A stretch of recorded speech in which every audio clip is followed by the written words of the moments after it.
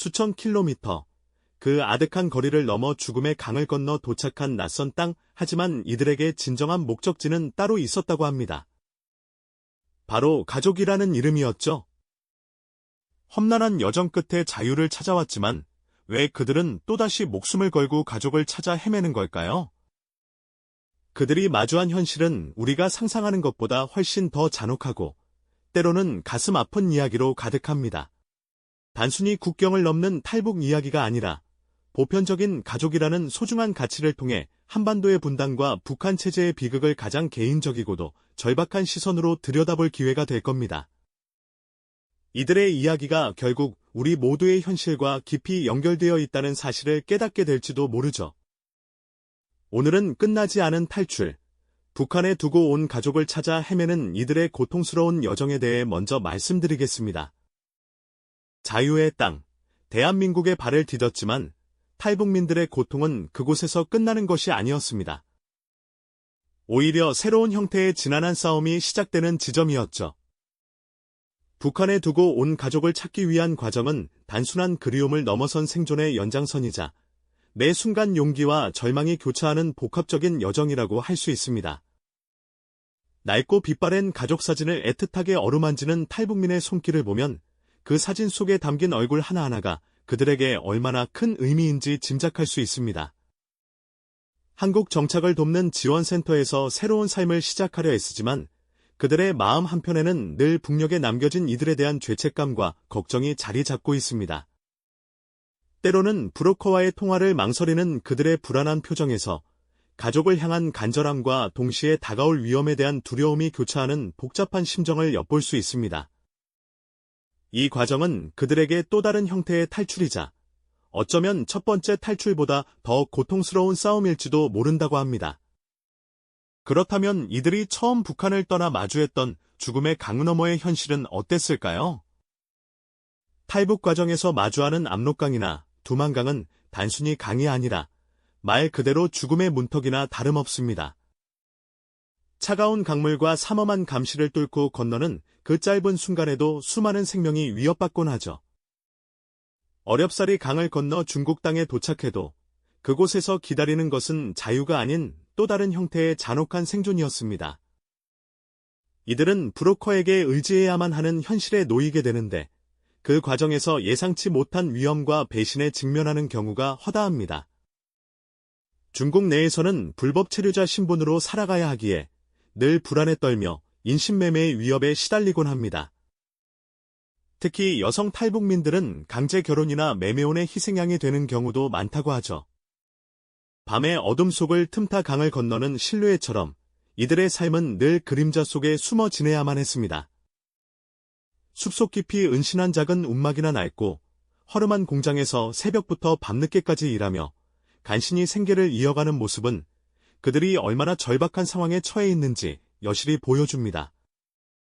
중국 공안의 순찰차 소리만 들려도 심장이 쿵 내려앉고 혹시 모를 검문에 대비해 위조 신분증을 품에 지니고 다녀야 하는 삶의 연속이죠. 언제 강제 북송될지 모른다는 공포는 이들을 늘 옥죄는 가장 큰 족쇄입니다. 체포되는 순간 그들에게 기다리는 것은 가혹한 처벌과 고통뿐이라는 것을 너무나 잘 알기 때문이죠. 이러한 물리적 고통뿐 아니라 늘 숨어 지내야 하는 심리적 압박감과 외로움은 이들의 영혼을 서서히 갉아먹는다고 합니다. 이처럼 죽음의 강을 넘어선 곳에서도 탈북민들은 잔혹한 생존의 현실과 끊임없이 싸워야만 했습니다. 죽음의 강을 건너 새로운 땅에 발을 디뎠지만 탈북민들의 고통은 거기서 끝이 아니었습니다. 이들에게는 늘 마음 한편에 지워지지 않는 그림자, 바로 북한에 남겨진 가족에 대한 그리움과 책임감이 자리하고 있었죠. 자유를 찾아왔지만 진정한 해방은 가족과 함께할 때 비로소 찾아온다고 믿는 이들이 많습니다. 그래서 그들은 또다시 목숨을 걸고 가족을 찾아 나서는 어쩌면 더 위험한 여정을 시작하곤 합니다. 그렇다면 북한 내부에서는 어떤 변화가 일어나고 있기에 이토록 절박한 가족 찾기 노력이 계속되는 것일까요? 북한 사회는 과거와는 사뭇 다른 모습을 띠고 있습니다. 특히 1990년대 중반, 고난의 행군이라고 불렸던 혹독한 시기를 겪으면서 주민들은 국가 배급 시스템이 붕괴되는 현실을 직접 마주해야만 했습니다. 이 시기를 기점으로 북한 사회에는 시장 경제의 요소가 스며들기 시작했죠. 장마당이 생겨나고 개인의 생존을 위한 자구책 마련이 필수가 되면서 돈의 가치와 시장의 영향력이 점차 커지게 됩니다. 이러한 변화는 주민들의 의식에도 영향을 미쳤습니다. 외부 세계의 정보가 조금씩 유입되면서 북한 당국이 선전하는 것과 현실 사이의 괴리를 깨닫는 이들이 늘어났다고 합니다. 몰래 시청하는 한국 드라마나 영화, 혹은 라디오를 통해 접하는 외부 소식들은 주민들에게 새로운 세상에 대한 갈증을 안겨주었고, 이는 곧 변화를 꿈꾸는 작은 불씨가 되었죠. 하지만 동시에 북한 당국의 감시와 통제는 더욱 강화되었습니다. 국경 지역에는 삼엄한 감시탑이 늘어서고 주민들의 일거수일투족을 감시하는 체제가 더욱 촘촘해졌습니다. 외부 정보의 유입을 막고 탈북을 시도하는 이들을 색출하기 위한 노력이 필사적으로 진행되었죠. 이처럼 변화하는 북한 내부의 현실은 탈북민들의 가족 찾기 여정에도 지대한 영향을 미칩니다. 시장화로 인해 돈의 중요성이 커지면서 탈북민들은 브로커를 통해 북한에 남은 가족에게 생활비를 보내거나 심지어 가족의 탈북을 돕기 위해 막대한 비용을 지불해야 하는 상황에 놓이게 됩니다. 한편으로는 외부 정보 유입으로 인해 가족들이 바깥 세상에 대한 희망을 품게 되면서 탈북을 결심하는 계기가 되기도 합니다. 하지만 동시에 강화된 체제 감시는 가족과의 연락을 더욱 어렵게 만들고 혹여라도 발각될 경우 가족 전체가 위험에 처할 수 있다는 불안감을 증폭시킵니다. 북한 당국은 탈북민에 대한 정책도 끊임없이 변화시키고 있습니다. 과거에는 탈북을 배신으로 규정하고 강력하게 처벌했지만 최근에는 일부 탈북민 가족에 대한 처벌을 완화하거나 심지어 일부 외화벌이 활동을 묵인하는 듯한 움직임도 포착되고 있다고 합니다. 이는 변화하는 내부 경제 상황과 무관하지 않다는 분석도 나오죠. 그러나 근본적으로 탈북민과 그 가족에 대한 감시와 통제는 여전히 강력하며 언제든 가혹한 처벌로 이어질 수 있는 불안정한 상황이 지속되고 있습니다. 결국 탈북민들의 가족 찾기 문제는 단순히 개인적인 고통을 넘어 북한 체제의 변화와 그로 인한 주민들의 삶, 그리고 인권 문제를 총체적으로 보여주는 거울과도 같습니다. 장마당에서 힘겹게 생계를 이어가는 북한 주민의 모습, 국경을 넘기 위해 숨죽이며 기회를 엿보는 사람들, 그리고 먼 타양에서 가족 사진을 들고 오열하는 탈북민의 모습은 모두 북한 내부의 복잡다단한 현실과 분단이 낳은 비극적인 단면들을 고스란히 담고 있는 것이죠. 이들의 이야기는 우리가 북한 주민들의 삶을 더욱 깊이 이해하고 한반도의 평화와 인권 문제를 심도 있게 고민해야 할 이유를 끊임없이 던져주고 있습니다. 우리가 상상하는 것보다 훨씬 더 절박하고 복잡한 현실 속에서 가족을 향한 이들의 간절한 염원은 오늘도 계속되고 있습니다. 이처럼 절박하고 복잡한 현실 속에서 가족을 향한 탈북민들의 간절한 염원은 자유의 땅에 발을 디딘 후에도 결코 끝나지 않는 여정으로 이어집니다. 그들은 수천 킬로미터, 죽음의 강을 건너 새로운 삶을 시작했지만 마음속 진정한 목적지는 바로 북한에 두고 온 소중한 가족이었으니까요. 자유를 얻었음에도 또다시 목숨을 걸고 가족을 찾아 헤매는 이들의 고통스러운 현실은 우리가 상상하는 것보다 훨씬 더 잔혹하고 아프게 다가올 때가 많습니다. 북한을 벗어나기 위한 첫걸음은 압록강과 두만강의 차가운 물살을 헤쳐나가는 죽음과의 처절한 사투입니다. 칠흑 같은 어둠 속에서 국경을 넘는 이들의 발걸음은 매 순간 알 수 없는 위협에 노출되죠. 얼어붙은 강물에 휩쓸리거나 국경 경비대의 날카로운 감시망에 걸려 총탄에 쓰러질 수도 있는 아슬아슬한 순간들이 숨막히게 이어지고요. 이처럼 험난하고 예측 불가능한 여정은 대부분 전문 브로커의 은밀하고 위험한 도움 없이는 감히 시도조차 할 수 없는 일이지만 이 브로커들은 때로는 절체절명의 순간에 생명을 구해주는 은인이 되기도 하지만 동시에 또 다른 고통과 절망의 시작이 되기도 하는 양날의 검과 같습니다. 중국 땅에 발을 디딘 순간 이들은 합법적인 신분을 얻지 못한 채 그야말로 불안정한 불법 체류자 신세로 전락하게 됩니다. 언제 어디서 공안에게 발각될지 모른다는 불안감에 시달리며 숨어 지내야 하는 삶은 늘 불안과 공포로 가득할 수밖에 없죠. 열악한 환경 속에서 허드레시를 하며 하루하루 힘겹게 생계를 이어가지만 이마저도 인신매매의 위험에 노출되거나 약속한 임금을 제대로 받지 못하는 극심한 착취의 대상이 되기 일쑤입니다. 특히 여성 탈북민들의 경우 강제 결혼이나 성매매 등 인간으로서 겪어서는 안 될 더욱 끔찍한 인권 유린을 겪는 경우도 적지 않다고 하니 그들의 고통은 우리가 감히 상상할 수 있는 범주를 훨씬 뛰어넘습니다. 언제 발각되어 북송될지 모른다는 불안감은 이들의 자유를 억압하고 끝없이 옥죄는 가장 큰 정신적 족쇄로 작용하며 만약 북송이라도 된다면 자신뿐만 아니라 북한에 남아있는 사랑하는 가족들까지 큰 위험에 처할 수 있다는 사실을 너무나 잘 알고 있기 때문에 그 두려움은 더욱 커질 수밖에 없는 것이죠. 어렵사리 한국 땅에 정착한 후에도 이들의 사랑하는 가족을 향한 간절한 찾기 여정은 결코 끝나지 않습니다.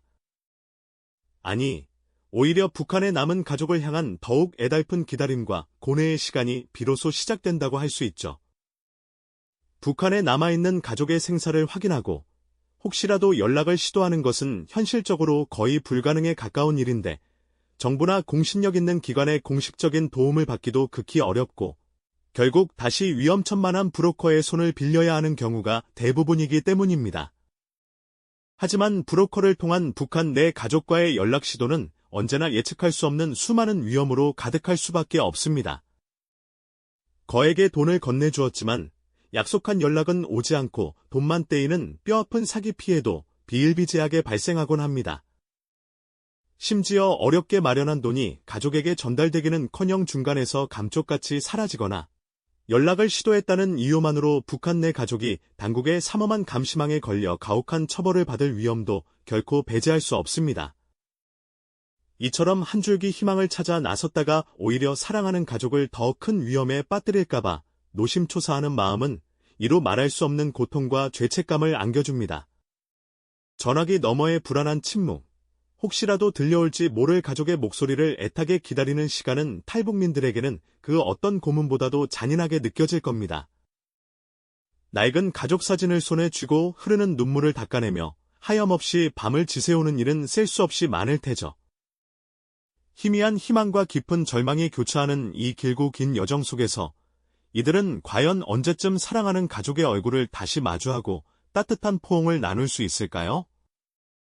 그들의 간절한 염원은 오늘도 북한의 삼엄한 국경을 넘어 보이지 않는 곳에서 끊임없이 이어지고 있습니다. 이들의 이야기는 단순히 개인의 비극을 넘어 분단된 한반도의 현실과 북한 주민들의 기본적인 인권이 박탈된 복잡다단한 문제를 극명하게 보여주는 거울과도 같은 것이죠. 이처럼 한 줄기 희망을 찾아 나섰다가 오히려 사랑하는 가족을 더 큰 위험에 빠뜨릴까봐 노심초사하는 마음은 이루 말할 수 없는 고통과 죄책감을 안겨줍니다. 전화기 너머의 불안한 침묵, 혹시라도 들려올지 모를 가족의 목소리를 애타게 기다리는 시간은 탈북민들에게는 그 어떤 고문보다도 잔인하게 느껴질 겁니다. 낡은 가족 사진을 손에 쥐고 흐르는 눈물을 닦아내며 하염없이 밤을 지새우는 일은 셀 수 없이 많을 테죠. 희미한 희망과 깊은 절망이 교차하는 이 길고 긴 여정 속에서 이들은 과연 언제쯤 사랑하는 가족의 얼굴을 다시 마주하고 따뜻한 포옹을 나눌 수 있을까요? 그들의 간절한 염원은 오늘도 북한의 삼엄한 국경을 넘어 보이지 않는 곳에서 끊임없이 이어지고 있습니다. 이들의 이야기는 단순히 개인의 비극을 넘어 분단된 한반도의 현실과 북한 주민들의 기본적인 인권이 박탈된 복잡다단한 문제를 극명하게 보여주는 거울과도 같은 것이죠. 하지만 이러한 탈북민들의 고통스러운 여정은 비단 개인적인 슬픔에서만 비롯된 것은 아닙니다. 그 배경에는 북한 체제 자체가 겪어온 거대한 변화의 물결이 자리하고 있는데요. 1990년대 중반, 북한을 휩쓸었던 고난의 행군은 국가 배급 시스템을 무너뜨리고 수많은 주민들을 생존의 벼랑 끝으로 내몰았죠. 역설적이게도 이 참혹한 시기는 주민들이 스스로 먹고 살 길을 찾아 나서게 만들었고, 비공식적인 장마당이라 불리는 시장 경제가 곳곳에 뿌리내리는 계기가 되었습니다.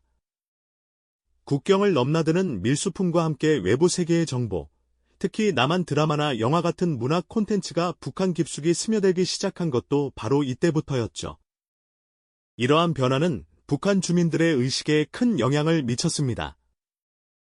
외부 정보에 노출되면서 바깥 세상에 대한 호기심과 동경이 커졌고, 폐쇄적인 체제 아래에서 왜 자신들이 이렇게 살아야 하는지에 대한 의문이 싹트기 시작했습니다. 이는 곧 자유를 향한 갈망과 탈북이라는 위험한 선택으로 이어지는 중요한 동기가 되었습니다. 하지만 북한 당국은 이러한 내부 동요를 심각한 체제 위협으로 인식하고 감시와 통제를 더욱 강화하는 방식으로 대응했죠. 국경 지역의 경비는 한층 더 삼엄해졌고 외부와의 접촉을 시도하거나 탈북을 돕는 이들에 대한 처벌은 더욱 가혹해졌습니다. 특히 탈북민의 가족에게 가해지는 연좌제식 처벌은 그 잔혹함이 극에 달했습니다. 가족 중 한 명이라도 탈북하면 남은 가족들은 정치범 수용소로 끌려가거나 혹독한 감시 속에 사회적으로 철저히 격리되는 비극을 맞이해야 했죠. 이는 탈북민들이 바깥 세상에서 아무리 성공적인 삶을 일구더라도 북한에 남겨진 가족에게는 또 다른 고통의 시작이 될 수 있음을 의미합니다. 사랑하는 이들의 안녕을 염려하는 마음이 목숨을 건 탈북을 망설이게 하고 어렵게 탈출한 이후에도 가족에게 혹시 불이익이 갈까봐 노심초사하는 마음으로 살아가게 만드는 것입니다. 결국 한 명의 탈북민이 가족의 생사를 확인하고 연락을 시도하는 이 절박한 여정은 단순히 개인의 그리움을 넘어 북한 체제의 모순과 변화, 그리고 그 안에서 살아가는 주민들의 인권이 얼마나 참혹하게 유린당하고 있는지를 극명하게 보여주는 상징적인 행위라 할 수 있습니다. 가족이라는 보편적인 가치가 체제의 폭압 앞에 얼마나 무력해질 수 있는지, 그리고 그 무력함 속에서도 포기하지 않는 인간의 숭고한 의지가 얼마나 강렬한지를 우리에게 일깨워주는 것이죠. 만약 우리에게 이런 비극이 닥친다면 과연 우리는 어떻게 행동할까요? 이 질문 앞에서 우리는 탈북민들의 이야기가 결코 남의 이야기가 아님을 깨닫게 됩니다. 탈북민들의 가족 찾기 문제는 단순히 그들만의 비극이 아닙니다. 이는 분단된 한반도에 살고 있는 우리 모두가 직면한 현실이자 언젠가 다가올 통일 시대에 반드시 해결해야 할 중요한 과제이기도 하죠. 그들의 이야기는 북한 주민들의 삶을 이해하고 한반도의 평화와 인권 문제를 더 깊이 고민하는 첫걸음이 되어줄 것입니다. 여전히 어둠 속에서 가족의 이름을 부르며 희망의 끈을 놓지 않는 수많은 이들의 삶을 통해 우리는 가족이라는 소중한 가치와 자유라는 보편적 권리의 의미를 다시 한번 되새기게 됩니다. 이들의 간절한 염원이 언젠가 현실이 될 수 있도록 우리 사회의 관심과 노력이 필요한 시점이죠. 이 영상이 도움이 되셨다면 좋아요와 구독 부탁드립니다. 여러분의 응원이 제게 큰 힘이 됩니다. 다음 영상에서도 더 유용한 정보를 공유하겠습니다. 감사합니다.